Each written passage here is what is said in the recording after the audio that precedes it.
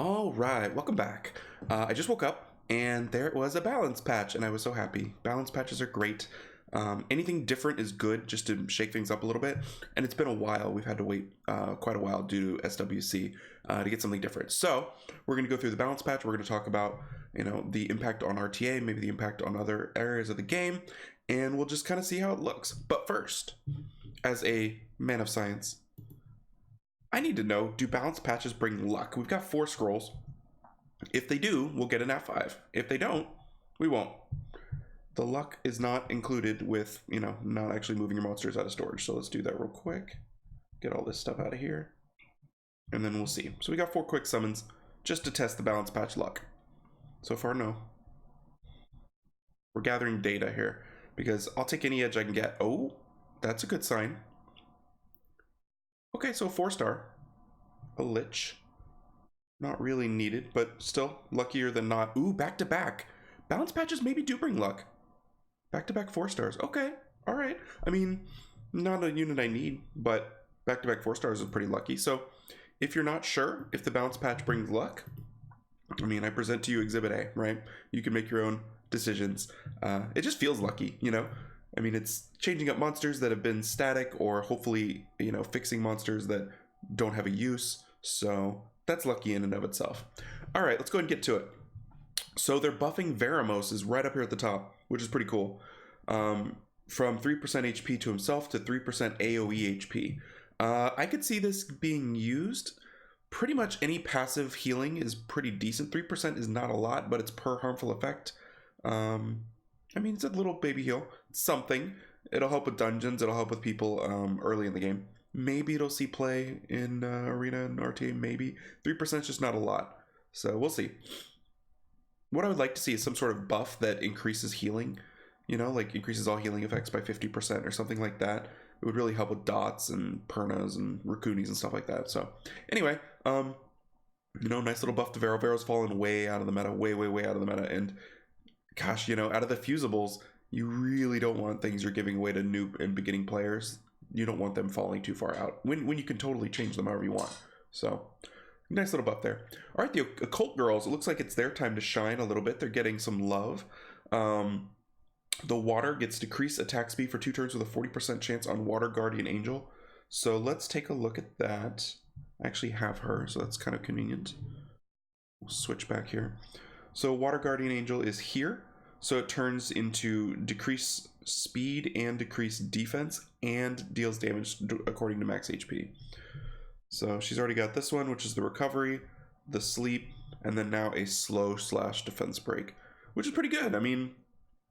That sort of thing is, you're playing for multiple turns. She can proc into that skill a little quicker than the cooldowns. So it's not, I don't think it's game changing, but it's definitely helpful. Her biggest problem is just being water. There's so much great wind out there in RTA and in Arena that being water is a little bit of an issue. All right, Fire Occult Girl. Decreases the attack speed and inflicts continuous damage from 2 turns to 3 turns. 3-turn slow is no joke. Any 3-turn buff or 3-turn debuff is really quite good. So the fact that it decreases the attack speed for an extra turn is great. And then the dots are just her method of killing. So it just makes her more of a pain, makes her more of an attack option. It makes it even more important you cleanse it off instead of just hang out and take it, because 3-turn continuous damage is 15%, and the odds of her having it back up for quicker now that it's going to stay longer is pretty good.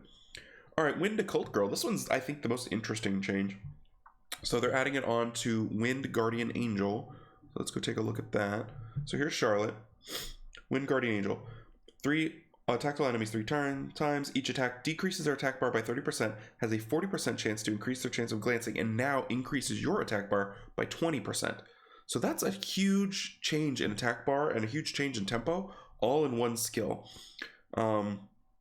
Pretty an interesting change. I can't think of a skill where it buffs you up and brings them down, like that. There's a couple of kind of adjacent skills, kind of like tableaus, where he gives you speed and erases everybody's attack bar.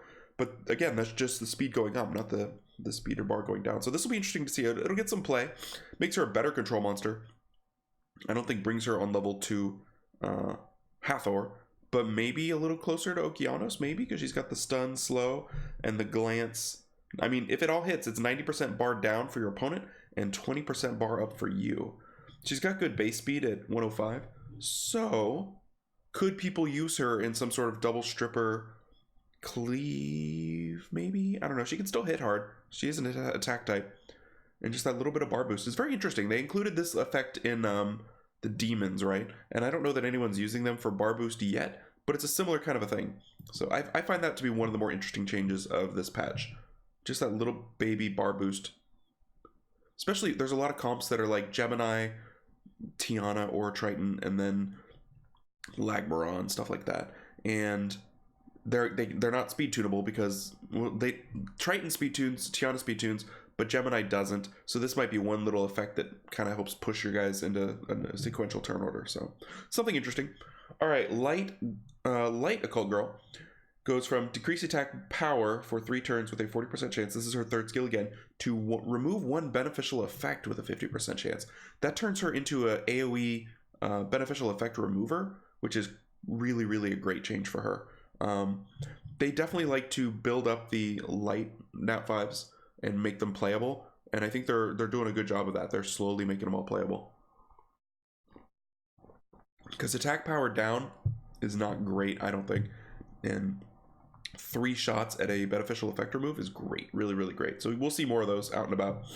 All right, Dragon, damage up, stun rate up.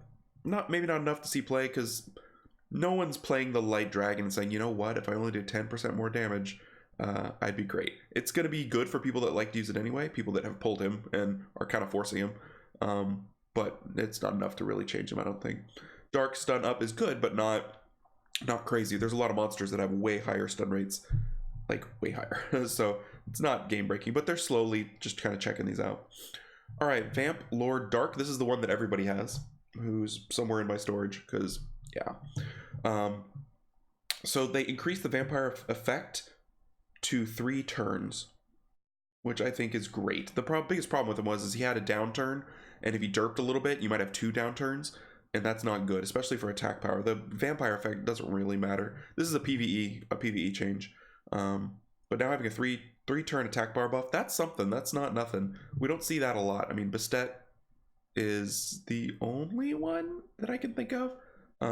But anytime, any 3 turn buffs are great. We might see him getting mixed into some interesting comps in RTA, just because it's a 3 turn attack power buff, and the healing thing is not nothing either. So pretty nice, I would say. Increased the power of weakened in both normal and awakened form. Weakened goes up by 8%. Okay. Vamps get a tiny little buff. Again, 8% weakened. Not a big deal. All right, Cadiz buff. Vampire Dark. Feast of Blood. Absorbs the attack power of the enemy by 15% with an attack. Goes from when you kill an enemy, the attack bar of all allies increased by 30%. So, to be perfectly honest, I didn't even know he had this thing. I just thought he branded and that was it. So I don't know. The absorb is good, I guess. It gives him a little bit of pacing, a little bit of attack bar manipulation. I don't know. The attack bar of all allies increases by 30%. Is pretty good, I think. But it's PvE, right? So we don't know. I don't know how this will end up. All right, Dragon Knights. Water, Fire, Light. Justice does more stuff. These Dragon Knights, they can't quite figure them out. It really... The Dragon Knights issue is not them so much as it is some of these monsters that have gotten buffed, like way over buffed, you know? Like, this little change to the Dragon Knights doesn't do anything about Ager. It doesn't do anything about Water Monkey. I mean, the clear replacements to Chow, you know, it just doesn't. So they can build him up, but there's still some problems out there that are making him the poor choice, right? So ignores all damage reduction effects. That's like shields and stuff like that. So that's good. You know, especially that's good for, I would say, Leica. That's a pretty decent little buff for Leica because he already can't glance.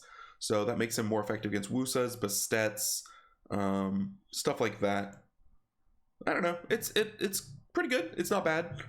I don't know. They have other problems, I guess, which maybe this fixes, maybe not. Probably not. Okay, let's go to Dragon Knight Light. This is the buff for, you know, the 4 of you that have the what's his name? Jaeger. And look at him every day and wish he was Ragdoll, right? You got to. Like, you just got to. Like, sometimes I look at my fire Tiana, and I'm like, why are you fire? Why are you not Tiana? But she doesn't answer, so I wouldn't recommend doing that. Anyway, before, gains immunity for inability effects, increases attack power by 20% each time your allies are attacked, accumulate up to 10 times. Change to, gains immunity from inability effects, increase attack power by 50% each, stacks up to 5 times. So it's quicker. It increases the speed at which he accumulates stacks. He'll get it in the first 5 times versus 10 times. So that's good. And then counterattacks with a 30% chance. Easy mode, like a mode, right? So they're making him, you don't want to attack the enemies, you don't want to attack him. You know, there's no stun, but I bet we'll start seeing him despair. Maybe not, I don't know. Maybe Vamp. So a good little change. If you have him, he's better. I don't know that he's good enough, but he's better. All right, here's an interesting one. Praha. This one I think is really interesting. They took it in a direction that makes sense both thematically and will make her better. So let's take a look. This is Daydream. It's the heal, right? So here is her. Daydream recovers HP of all allies by 50%, putting yourself to sleep for 1 turn. And guess what? You're also going to put them to sleep. You're putting your opponents to sleep, which is really, really interesting. Puts all enemies to sleep for 1 turn with a 50% chance. So it has skill ups. The skill ups currently are recovery, cool time. So I don't think this will get better than 50% chance. But you got 4 enemies. On average, you'll get 2 asleep. It's a little bit of disruption, a little bit of tempo. The only issue is if you're already... It'll slow down like cleaves and stuff, especially in arena defense, I would think, because they hit her, she's nemesis, she heals, and then suddenly 2 of your guys are asleep. Pretty interesting. The fact that she's got the AoE strip with the AoE sleep, kind of baby AoE sleep that goes with the heal, is pretty nice, I would say. So she might see more play, maybe. One turn, 50% chance. Those are the 2 that are sort of an issue. You know, it shouldn't be 2 turns, but 50%, you know. But it's something that's better. And Praha used to be... She used to be one of those great monsters everybody liked, and she's sort of been left behind. Yeah, there used to be... I feel like in the game there used to be like no healers. So you had Bella, and then you had Chasun, and then you were just praying for a Praha or something. And now there's lots of Frans and Raccoonies and stuff that heal a little bit better, that are more available. So we'll see. I like that they're working on her. I like that they know that she needs a little bit of love. So that's kind of nice. All right, Polar Queens, damage up. They love it. It's like, they will use them if they do infinite damage. Sooner or later, they will use them. Maybe we will. Probably we won't. I mean, people will. The problem is getting over the hump of actually wanting to Devilmon your fire, Polar Queen, I think. It's like, it's PvE only. And there's lots of options that are already deviled that do 95% of her job. Like, I have no motivation to devil her at all. So I don't know if you guys do or not. Some people do. But, you know, there's Bailey R5, and there's... You know, a lot of free-to-play options, so that's my issue, is just deviling her. I don't want to. Maybe if they increase damage by 180%, I'll be more inclined.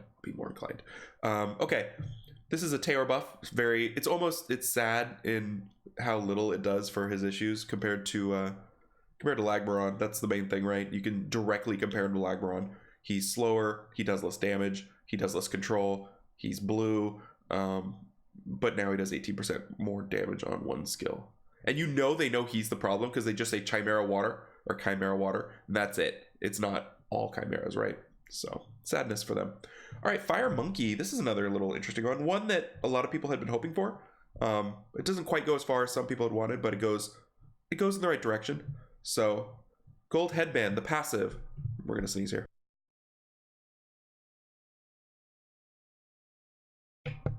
And we're back. Gold Headband. So it used to just be inability effects and the attack power buff by 10% every time. Now the resistance also goes up by 5% every time. So we'll max out at 50% resist. This is a lot going on here. 50% resist, can't be controlled, and what, 200% attack power? His natural resist is just normal. So you don't have to build him with resist. Mine currently has 20% resist. But in 10 turns, he'll have 70% resist, which is pretty good. And the main knock on him was bar reduction effects and defense break. Those are the 2 things that mess him up. Slow a little bit, glance a little bit. So now, you know, that's less likely to happen, right? I mean, he's going to be facing Laurens, which are not built with max accuracy. So he'll be resisting more Laurens. He'll be resisting way more defense breaks. All the defense breakers, no one builds them with tons of accuracy. He'll be resisting Agers, because they're not built too high. You won't be resisting things like Hathor, things that are built high, things like Okeanos Reset, but who cares? So, nice little buff. He's a unit that doesn't need a lot to tip over the edge. I mean, his space speed is good. His kit is good. We'll see. We'll see. So he'll get more play just because people will be like, hey, I'm going to resist stuff, and then they won't, and they'll say, this is trash. This doesn't work. But I like this as a nice little incremental effect versus just cannot be controlled. That would be probably too much. Maybe not. So we'll see. We'll see if they go further. All right, Dryads. Honeybee friends, they doubled it. Anytime something doubles, I'm like, wow, that might be a design issue. If you put a thing in and literally everybody said, no, that's no good. They're like, how about double this? And you're like, maybe, you know, like, whoa. But it's hard. It's hard to fit things into the meta without shaking things up in a way that's not healthy. So I think it seems like their design philosophy is introduce new stuff that's underpowered.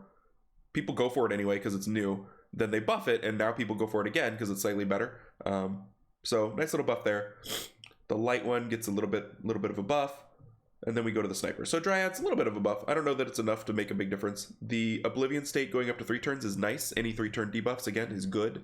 And Oblivion, you know, we have no options. This is option number 2. Unless you have light Hathor, then yeah, you have 3 options. How lucky for you.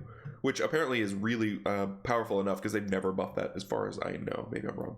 All right, sniper time. Wind sniper. I'm going to talk about him. I don't want to, but I'm going to. When the enemy's attack lands as a glancing hit, increase attack power by 30%. To increase attack power by 50% and attack power for 1 turn. That's nice, the attack power. You might get play. Sniper, fire, wind, dark, hidden aim. Disables the hidden aim pose after you attack. Disables the hidden aim pose after you attack on your turn. So that's nice. Revenge and stuff like that now does not cancel it, so that's good.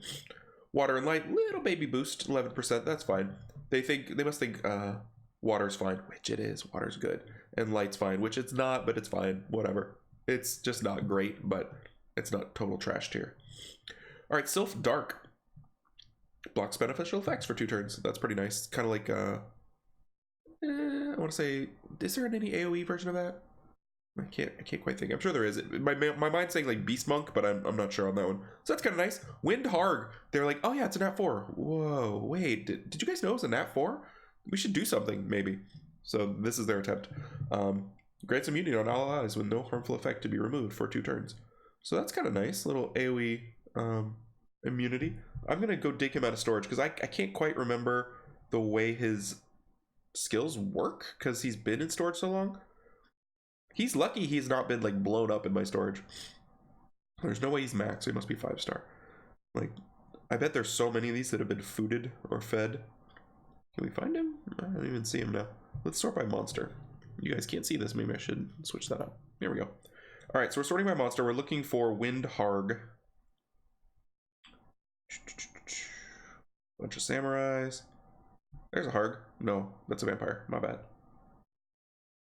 They're very sneaky and hard to find. They tend to hide. I don't know if you guys have noticed this about the Hargs. Oh my goodness, I'm never gonna find it, and I've probably already passed it. Harg. There's a Viking. This is the entertaining part of the balance patch review. I really can't find him. What if I put Raccoony in storage? Will that make it easier? Let's try that. All right, Raccoony, show me your people. All right, no. I can't find him. I'm gonna find him. Like, we're committed to this. Nope, there's a bunch of penguins. Not quite good enough. Ha ha! Ho ho ho ho! Here we go. All right. So it's this one. Removes all harmful effects on all allies. Casts a damage absorbing shield for 3 turns. The damage absorption amount is proportional to your defense. So now it has an immunity. Increases. Okay, it has a. Okay. So they gave it an immunity, a 2-turn immunity for things without damaging effects. So he's got a 105 base speed. He's now a 2-turn immunity monster if he goes first. So that's interesting. I don't know. He's better than he was. That's something. I don't know that he's playable, but he might be. Someone will figure it out. Not me, though. No. All right. Death Knight, Wind. 8-turn cooldown on the revive. Goes to 7 turns. Yay. 8 turns. Oh my gosh. Death Knight, Fire, Wind, Light. The AoE attack break goes down. Okay. Beast Hunters damage up. No one cares. I don't think anyone cares. Beast Hunter. Okay, they're all about Beast Hunters. That's the 3-star that wins this time. So let's take a look. Weakens defense for 2 turns to increase damage per harmful effect. Okay, so that's a PvE content kind of a thing. They'd like to do that to make PvE monsters do damage. Okay. Water 1 weakens the defense for 1 turn if you attack with no beneficial effects. Okay. Okay, whatever. It's passive. It's a passive defense break. So maybe the new R5 stuff that's happening? Maybe? People like that. Fire. Passive activation. Inflicts damage that increases defense. Can be increased up to 50%. So it buffs the defense ignore a little bit if they have harmful effects. That's interesting. Dark, they're just like, 12%. Enjoy. Wind. Oh my gosh, look at all this stuff for wind. Attacks the enemy with an arrow that can't be removed and weakens the defense, blocks beneficial effects, and disturbs HP for recovery for 2 turns. That seems like a lot of stuff. Weakens defense, increases the attack bar for 50% if you get a critical hit. So just a little bit of turn cycling for Wind Beast Hunter. I don't see those mattering. Maybe I'm wrong, but I just don't see that mattering. All right. Awakening effects. These are always nice, and they can sometimes be sneaky good.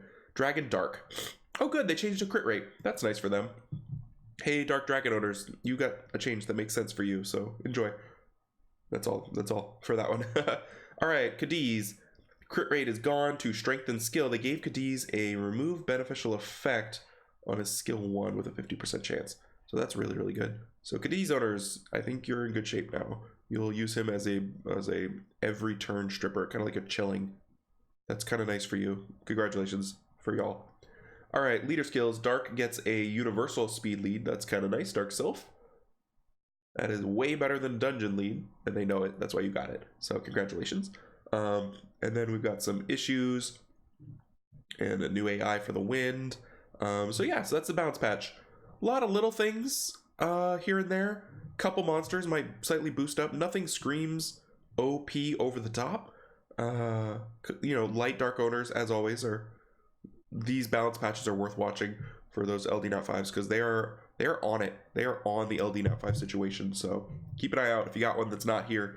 There's that one like Gelder guy on Reddit that's like obsessed with a buff. So hopefully he'll get it at some point. But I kind of don't want him to because I like seeing the different ways that he complains about buffs or not buffs.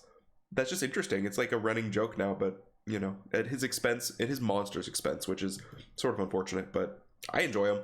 So Christina gets nothing. You get nothing. And she clearly needs it, but they're like, we don't know. We'll figure it out later. That's a whole problem. And maybe they'll do a universal Cannon Girl buff at some point because they covered Ifrits and they covered Dryads and Snipers and not Ifrits as much. I don't know why I said Ifrits, but Snipers and Dryads. So maybe Cannon Girls are getting their time soon. So that's the balance patch. Let me go know what you guys think. I'm sure, you know, if I miss something major, you'll fill me in because, you know, I don't always catch everything. And let me know what you think. I think overall anything new is good. They're pretty happy with the current meta because they kept it, all of it. So yeah, this is what we got. Hope you guys enjoyed it. Kind of a long video, but you know, it's a balance patch. So I will catch you next time. Take care, everybody.